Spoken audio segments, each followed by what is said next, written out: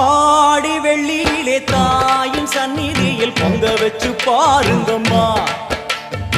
ஆடி வெள்ளியிலே தாயின் சந்நிதியில் பொங்க வச்சு பாருங்கம்மா. அம்மா பூங்கரகம் தூக்கி வந்து வேப்பிலையில் ஆடை கட்டி முளைப்பாரி ஏந்துங்கம்மா. வந்து தாயவள பாருங்கம்மா, அவ வேர்காட்டு மாரியம்மா.